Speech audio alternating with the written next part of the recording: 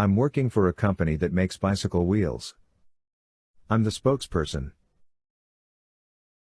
The boss had to fire somebody, and he narrowed it down to one of two people, Mary or Jack.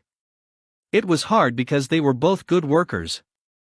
Rather than flip a coin, he decided he would fire the first one who used the water cooler the next morning. Mary came in the next morning with a horrible hangover after partying all night.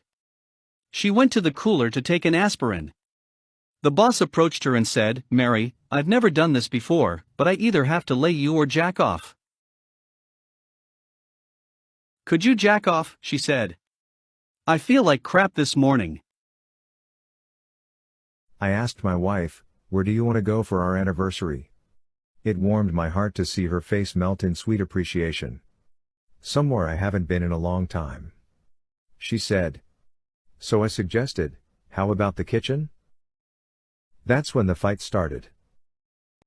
My wife and I were sitting at a table at my high school reunion, and I kept staring at a drunken lady swigging her drink as she sat alone at a nearby table. My wife asked, "Do you know her?" "Yes," I sighed, "she's my old girlfriend. I understand she took to drinking right after we split up those many years ago, and I hear she hasn't been sober since." "My God," says my wife. "Who would think that a person could go on celebrating that long?" That's when the fight started. After retiring, I went to the Social Security office to apply. The woman behind the counter asked me for my driver's license to verify my age. I looked in my pockets and realized I had left my wallet at home. I told the woman that I was very sorry, but I would have to go home and come back later. The woman said, "Unbutton your shirt." So I opened my shirt, revealing my curly silver hair. She said, "That silver hair on your chest is proof enough for me," as she processed my Social Security application. When I got home, I excitedly told my wife about my experience at the Social Security office. She said, "You should have dropped your pants. You might have gotten disability, too." That's when the fight started. My wife and I were watching Who Wants to Be a Millionaire while we were in bed. I turned to her and said, "Do you want to have sex?" "No," she answered. I then said, "Is that your final answer?" She didn't even look at me this time, simply saying yes.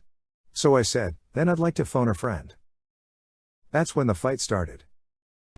I tried to talk my wife into buying a case of Miller Lite for $14.95.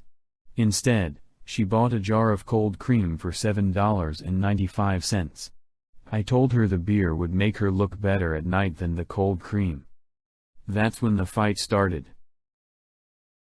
Saturday morning I got up early, quietly dressed, made my lunch, grabbed the dog, and slipped quietly into the garage. I hooked up the boat to the truck, and proceeded to back out into a torrential downpour. The wind was blowing 50 miles per hour, so I pulled back into the garage, turned on the radio, and discovered that the weather would be bad all day. I went back into the house, quietly undressed, and slipped back into bed. I cuddled up to my wife's back, now with a different anticipation, and whispered, "The weather out there is terrible." My loving wife of 10 years replied, "Can you believe my stupid husband is out fishing in that?" That's when the fight started. A boy goes to his father and asks him, "Daddy, how was I born?" "Ah, very well," his dad sighed. "One day you'll find out anyway. How shall I put it in a way your generation will understand?" "Well," he said, "Mom and Dad got together in a chat room. Dad set up a date via email with your mom, and we met at a cyber cafe. We snuck into a secluded room, and then your mother downloaded from your dad's memory stick. As soon as Dad was ready for an upload, it was discovered that neither one of us had used a firewall. Since it was too late to hit the delete button, 9 months later the blessed virus appeared. And that's the story." An elderly couple reaching their 70s are about to get married, but before they say their vows, the woman wanted to talk. She said, "I want to keep my house." He said, "That's fine with me." She said, "I want to keep my Cadillac." He said, "That's fine with me." She said, "And I want to have relations 6 times a week." He said, "Put me down for Fridays." A rabbi is planning on retiring from his main occupation, which is giving circumcisions. Over the years he's saved up all the foreskins from all the circumcisions he's taken part in. He looks at them and decides to take them to the local leatherworker to see if something can be made of them. The rabbi explains that he'd like to have a retirement gift made out of the foreskins, and the leatherworker agrees, and tells the rabbi to come back in a couple weeks. A couple weeks later the rabbi comes back and the leatherworker hands him a wallet. "All those foreskins and you only made me a wallet?" the rabbi exclaims. The leatherworker replies, "Don't fret, if you rub it a bit it becomes a suitcase." When I got home last night, my wife demanded that I take her someplace expensive. So I took her to a gas station. That's when the fight started. I tried to talk my wife into buying a case of Miller Lite for $14.95. Instead, she bought a jar of cold cream for $7.95. I told her the beer would make her look better at night than the cold cream. That's when the fight started. My wife and I were watching Who Wants to Be a Millionaire while we were in bed. I turned to her and said, "Do you want to have sex?" "No," she answered. I then said, "Is that your final answer?"